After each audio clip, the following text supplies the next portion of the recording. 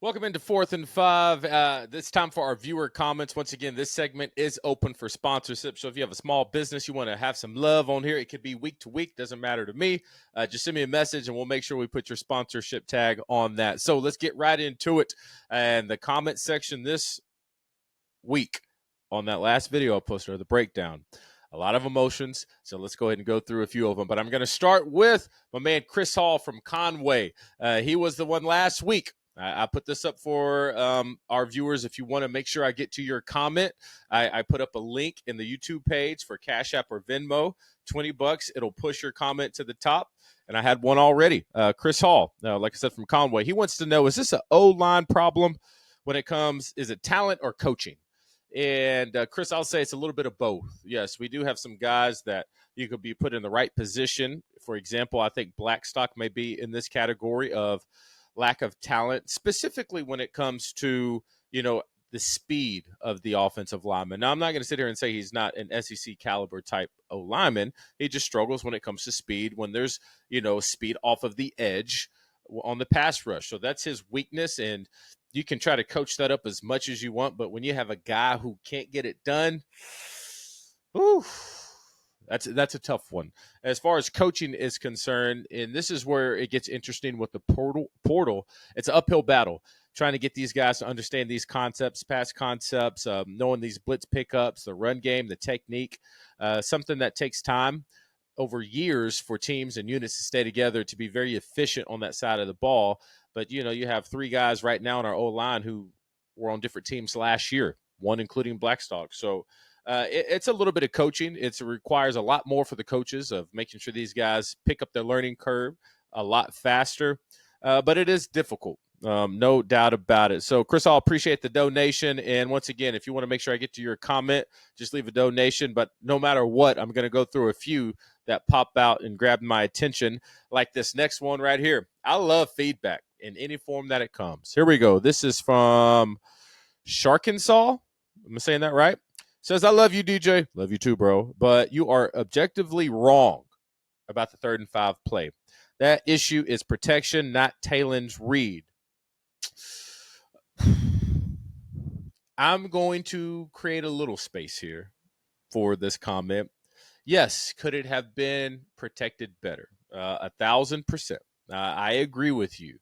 However, with the concept of what I know as far as progression 1, progression 2, there was enough time if you want to be an effective SEC quarterback. Now, if we're talking smaller school, we're talking high school, we're talking that, yes, I would agree with your statement. But the level of expectation for a starting SEC quarterback, I believe in that specific scenario, if you go back and watch the breakdown on the 3rd down, there was time to get that ball out. Now, is he going to take a hit on the chin? 1,000%.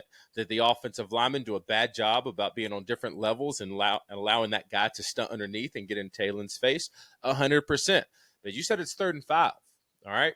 And we have already shown so far in that game, their speed on the edge is the real deal. Him escaping the pocket wasn't as effective against A&M as it been other teams. So that's one. You have to understand you're going to get hit, stay in the pocket, and deliver the ball.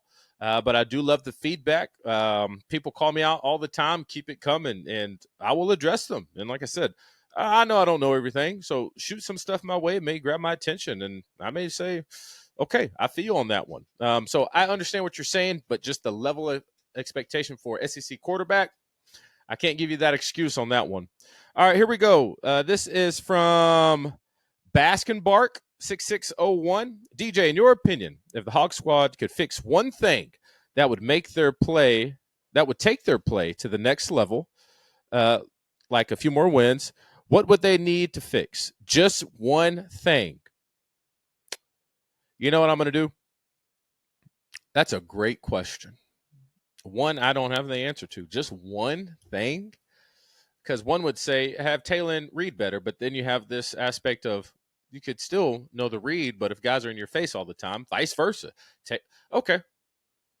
Now that I'm talking myself through it, if I could change one thing, I would say Taylor's ability to be better at the pre-snap read, to put his offensive line in the correct protection and allow him to sometimes take a back who's supposed to just go out for like a little flare route and keep him in protection if he knows what's going to be open. So if I could change one thing, it would be his depth of knowledge of the offense and seeing what's coming from the defense. Stuff that takes time, but quarterbacks do it all the time, elite ones, that is. So I think that would be one fix that would change everything. All right, you almost got me there. I just had to think about it for a second. All right, here we go. This is from, hopefully I'm saying this right, Vi Hockey Guy 1. I think I had a comment of yours before.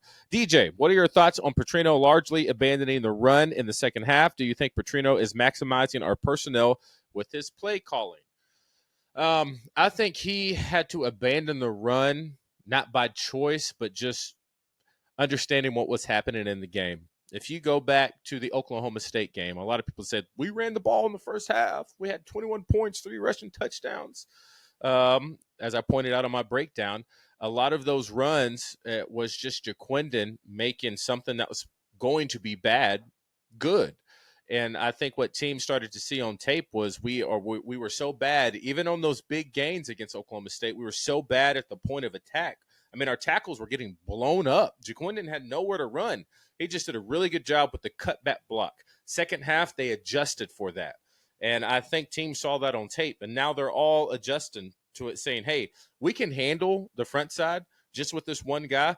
Linebacker, don't flow over the top anymore. Just wait back, sit in this cutback hole, and the running back will come right to you. And that's exactly what's happening right now. And I think Petrino would love to run the ball. I know Petrino would love to run the ball and have a balanced offense, but until they can figure out how to secure that edge of the line of scrimmage, the front side of that run, and get some push and at least some room to get some momentum going, that's why I think Coach Petrino had to get away from the run game because, guys, he could have ran it all day, but what's 1 yard going to do or a tackle for a loss going to do? I'm not sure what they need to do to brush that up. I think what could combat that is being better with the quick game, but that would then require Talon to be a lot more efficient about getting the ball out faster to his second guy in the progression. Because as I showed in my breakdown against A&M, how many times was Isaac Tesla wide open? He was just not the first guy in the read. Hell, even on that one play, he was the first guy in the read. He didn't get the ball out in time. So those quick game things, they're there. They were all over the field. Talon just wouldn't let go of the ball. I had a hard time, and I know Coach Petrino is frustrated with that as well.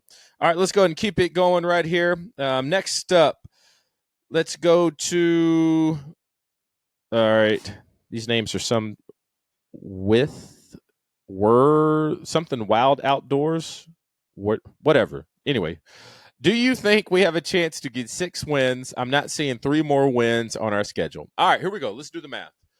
We have 3 wins under our belt right now. Tennessee, I don't think we'll win that game. I feel good about us. I feel good about saying we won't win that one. Texas, I feel good about saying we won't win that one. I think the toss-up games, I don't think we'll beat Ole Miss. I can't say that about Missouri. So that leaves you with LSU. That leaves you with Mississippi State. I think we for sure win that one, and we win Louisiana Tech. So it's going to come down to the LSU game, in my opinion, at home. It's right around the corner. I think that's going to be a must if you want to get to that 6-win mark. Tennessee, I would be shocked, even though the line opened up at 13.5, which kind of throwing a lot of people off. But still seeing Tennessee too good on defense and very high powered on offense. That'll be a tough one. Texas is Texas. Ole Miss, I think they could potentially score 50 points if they go ahead and tighten up and get it right. So, yeah, it is possible, but it's going to come down to LSU. And unfortunately, depending on what team shows up for LSU that day, I guess we're going to have to just wait and see.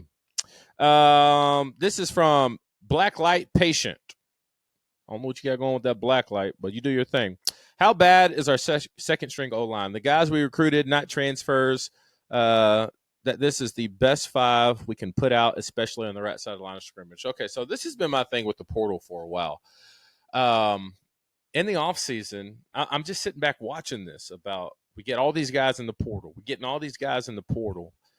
And it's hard for me not to think there are some exceptions to this, but for the most part, you're getting guys that really weren't getting the playing time somewhere else. And so then we get them, and we show their highlights from high school or something, and we get all pumped up about it and say we crushed the portal. And I just don't really get it. I really don't. Now, I said there are a few exceptions to this.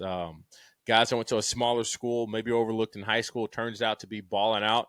I'd put Fernando Carmona in that category, but I wouldn't say he's an all SEC offensive lineman, but decent for sure. I get that transfer, but coming from Tennessee, Addison Nichols, I was worried at first, like, couldn't cut it there, so he wanted to come here. Look how well Tennessee's doing. Then he turns out to be a pretty good ball player. Then you have Blackstock transferred from Michigan State. And like I said, if the players watch this, and sometimes I hope they do, and that competitive edge comes out, you just show me on tape. I know I've been getting on Blackstock all week, but from what I've seen on tape, convince me otherwise. That's just part of being a competitor and a ball player. But sorry, when it comes to the second string, I believe we haven't made a lot of moves yet because it's just our best option that we have on the field right now. It's interesting, the comments in the offseason saying we got 6, 7, 8 offensive linemen right now that, it's hard to say who's going to be a starter, who's going to be a starter. A lot of people said, yay, great thing. We have so much depth. I'm thinking, wait a minute. I need 5 of those guys to stand out and for sure be starters. I'm starting to see why they were saying that at the beginning of the year. All right, let's get into another one right here. This is from Big Box 501. All right, Big Box. DJ, I think what you said about Charlie Collins isn't right. He's a third-string true freshman who was still learning. You just breeze over that. How are you going to critique the third string more than the starter Landon, who has done nothing so far this year? Okay. Big Bucks, first of all, if you've paid any attention to me, I have been very critical of Landon Jackson. I have said at the beginning of the year, even before the season started, when it comes to the preseason All-American first-round draft pick hype, I have been consistently saying I don't see it. And then I said I think he's a great guy. I think he has all the tools. I think he has the ability to do it. But outside of that one game at Alabama where he had 3 sacks, 3.5, I didn't really see much else the rest of the season that made me think, as Mel Kiper said at the A&M game, the second defensive end taken off the board. I'm like, I'm just not seeing it. And I think even throughout this entire year, we saw those plays this year at the A&M game. That was the first time we kind of saw Landon Jackson be impactful. So I've been very critical. Do I think he has the potential? Yes. Does he need to prove it on a much more consistent level? Absolutely. Now, as far as Charlie Collins is said, I went on to also say this. I said he did need to be on the football field. That's not a knock on him. He's just not ready. He's young. He's a freshman, third string. And you could obviously tell even how he was so slow of lining up. He really didn't know what to do. I think the coaches, 1, should have called timeout. And 2, they put him in a very bad situation to fail. I don't think they set him up for success at all. And I'm just trying to wonder out, you got your number 1 and number 2 guy on the bench in a huge moment like that. That made no sense if it were me. And this is where I'm not sure what's going on with Landon Jackson or his backup, all these guys. But if I was that guy on the football team and a captain, I would say, no, coach, I'm going in the game and go run out there and get that guy in a crunch time situation. So I feel like there has to be more going on that we don't know quite yet. All right, here we go. Let me get to my last comment. This one's a fun one. All right, Kojak 5941. Like and subscribe to grow this channel. Yes, I love that. This is the best channel that breaks down film and has already taught me a lot about different lineups and just more about the playbook and football in general. Love this content and my go-to when I want to get a review for the game and our next week's opponent. Great stuff, DJ. Kojak, I appreciate that. The reason I read that comment because, yes, the best way to keep this channel going, subscribe, share it with your friends, tell them to subscribe. that would really mean a lot. And we're starting to add different elements. Like I said, this viewer segment is open for sponsorship. So if you're a small business, and you can do it week for week, all right? It doesn't even have to be in the whole football season. If you just want to open up a cool little graphic promoting your business, you can do it right here. Just reach out to me on Instagram. That'd be the best way to do it. And I might have my email attached to the YouTube page as well. Also on the YouTube page, like I said, there's a lot of comments on here. Okay, I would love to get to them all. Over 300 collectively, over 1,000 all week. If you want to push your comment up to the top, also in the links on the YouTube page, you're going to see where you can donate. You can do Venmo, now Cash App. Once you do that, attach the question that you have, and for $20, I'll make sure I push your comment to the top to make sure that I address it. And so I really appreciate the support. It means a lot. And like I said, the more subscribers we can get and the more you can support us here, the more that we can grow this channel. Because unfortunately, I have a lot of other endeavors that I have to do to keep the lights on at this house. It would be awesome if I could just sit here and really dig even deeper into giving you all the things you need to know when it comes to Razorback football and what we're trying to do in a way that you've never seen it before. So appreciate the support. I'm always try to put that notification button up so you don't miss any content coming up. And I'm also going to try to get with Grant Cook because there's a lot of things to talk about with our offensive line. So y'all stay tuned for that episode. But as always, I appreciate y'all watching. You're watching 4th and 5. See y'all later.